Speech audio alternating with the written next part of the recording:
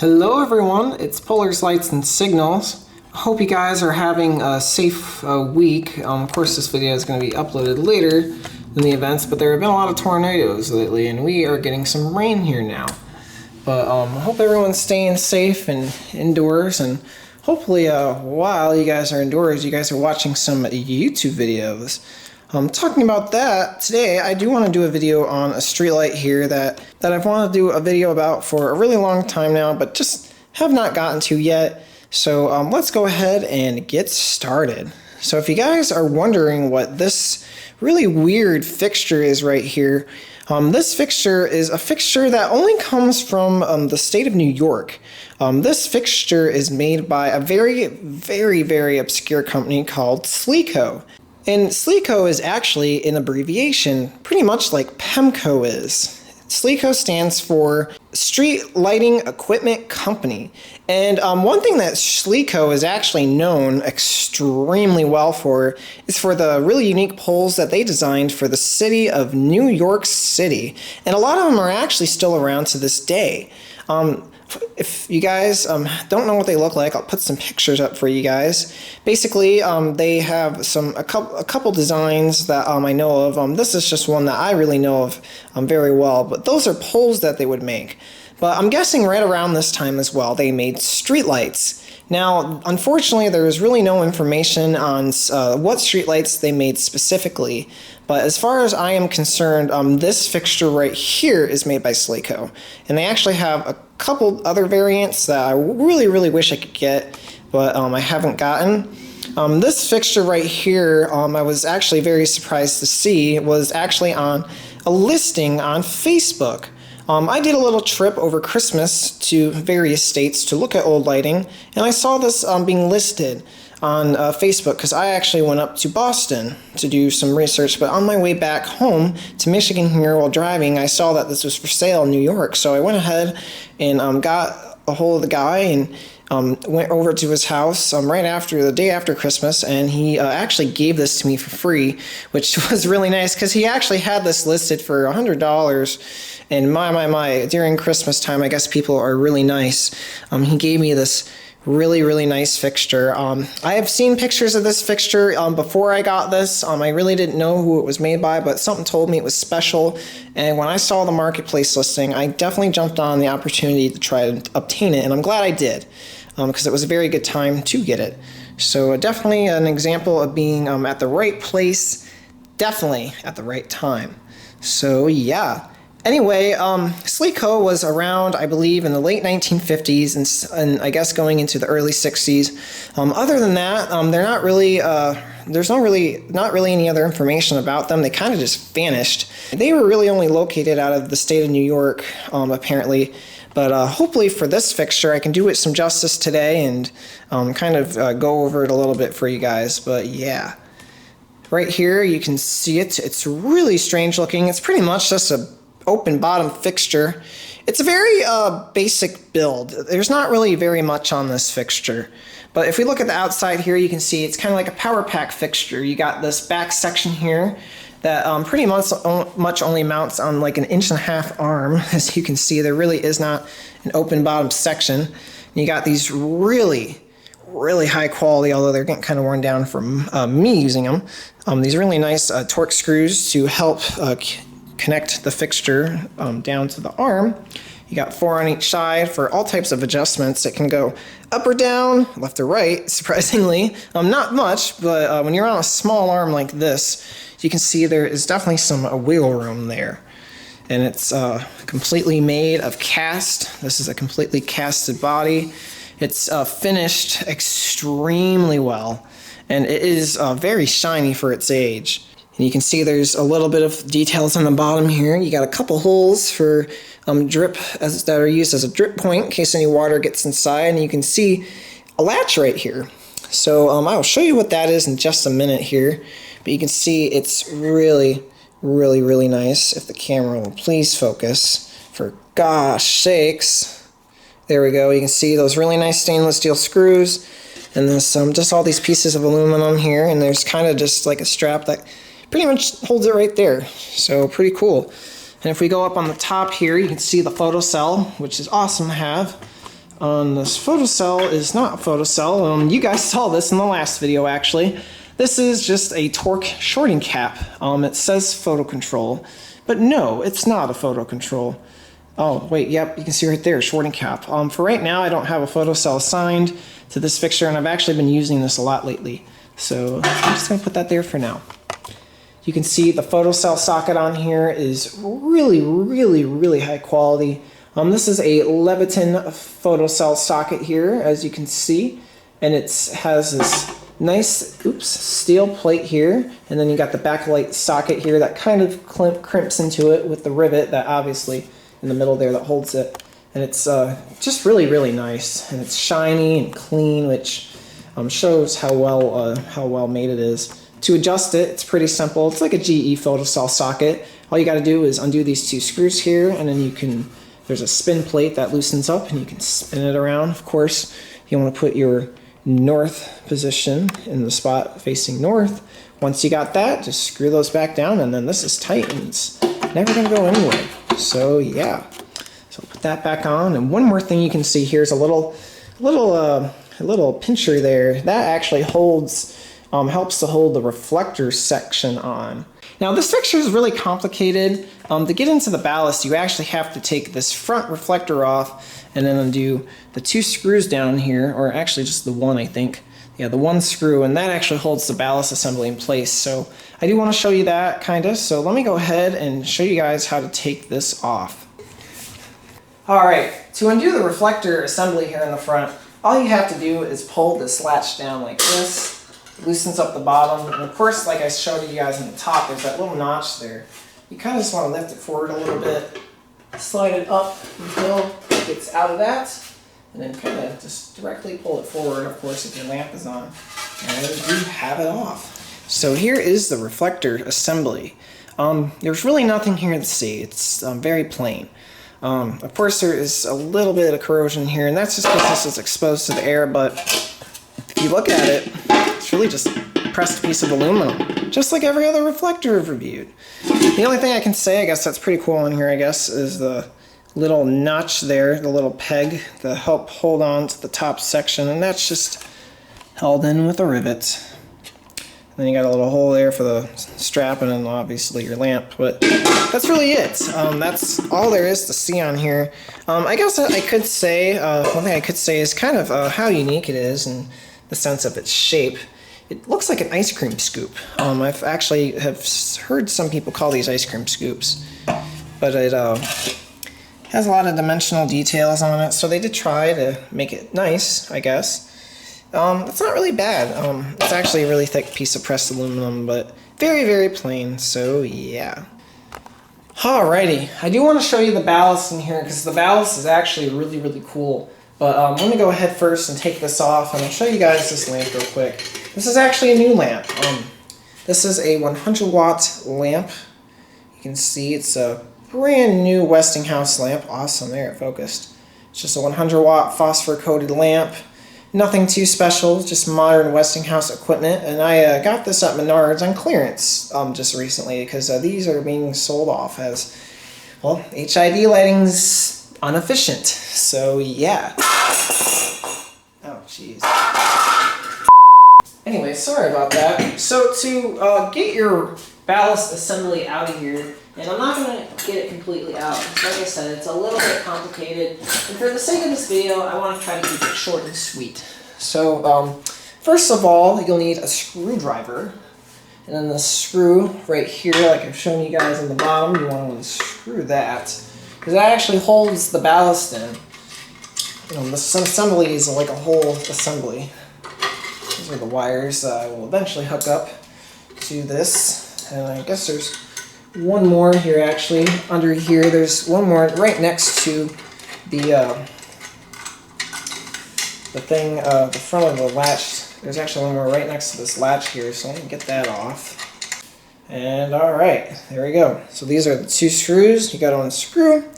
And then the ballast assembly should actually slide. Oh, there we go. Slide right out. But before I go too crazy, let me show you guys one thing. So right here on the front of the entire assembly, you can see a sticker. Actually, it's like it's an aluminum foil sticker. It says General Electric on it. Now, there might be a little bit of confusion there, but it does kind of make sense. I'm guessing General Electric made ballasts for SLECO, and SLECO uses them in their fixtures, which honestly isn't too common to see in older fixtures like this. I've gotten some Mercury NEMA heads that are GE that actually have PEMCO ballasts in them, so this isn't really too surprising. So there must have been a little bit of a deal here to get these ballasts cheap. But instead of saying, like what the fixture is for, it just says Mercury ballast. So this definitely is a ballast assembly module that GE made. But you can see some information on here. You can see the lamp type is a 100 watts. You can see it uses a H4/838. I don't really know those code numbers yet for the bulb. And this is actually a 240 volt fixture. I don't know if you could ever find one of these in 120. And to be honest, this is a very small back section. I don't think you could fit a 120 volt ballast in here. Maybe a reactor ballast, but definitely not a CWA ballast. And that's really pretty much it. And you can see the nice GE logo on there. So yeah, and on the front of the assembly here, you can see your socket terminal area. Now I have this wired specifically for the receptacle I'm plugging into over here, because this is a 240 volt wired outlet and I don't have a neutral on it.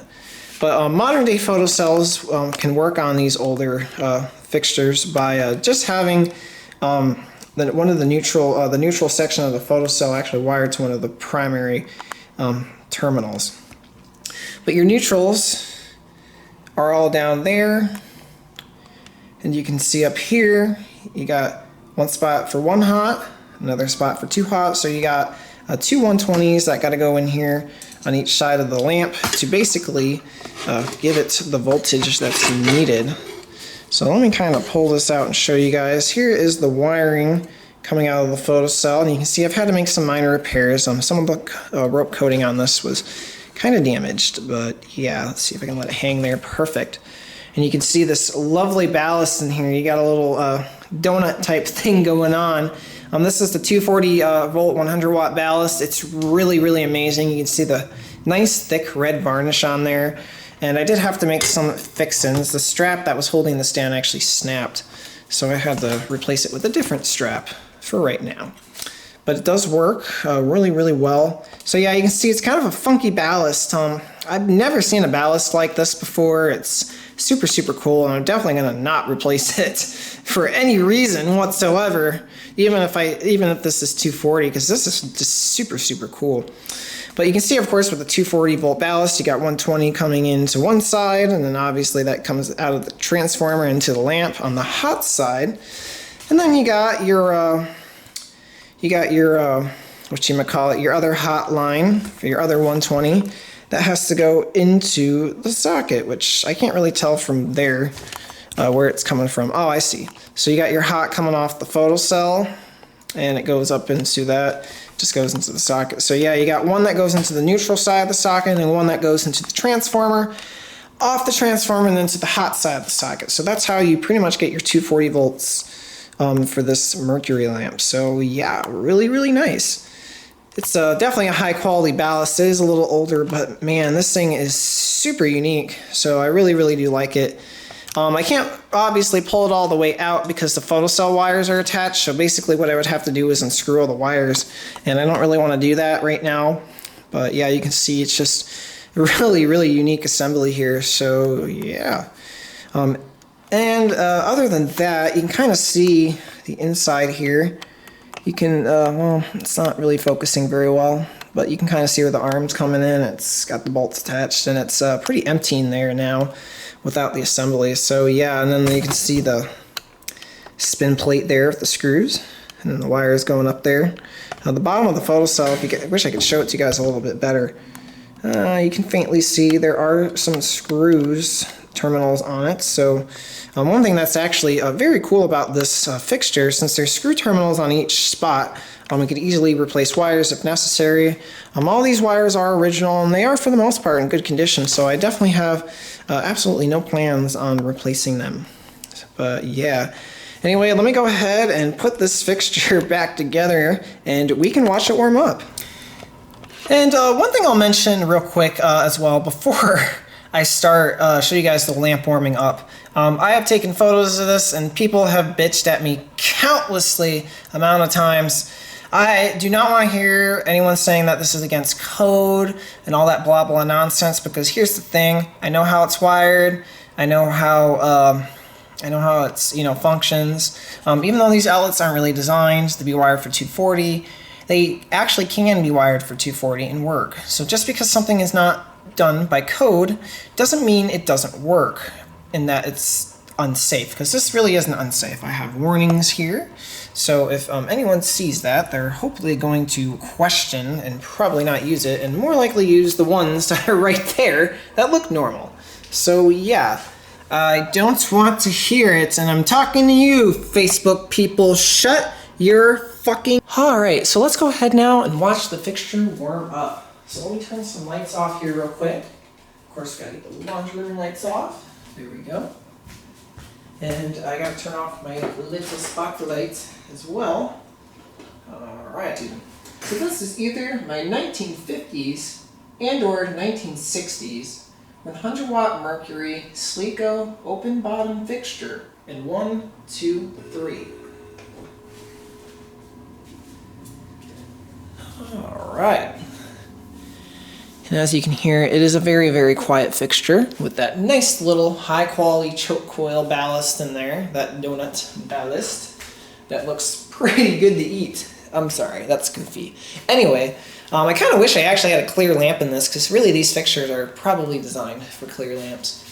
But this lamp will do, and I think it'll give off a lot of brightness here in just a moment. So let's sit back and watch this warm up.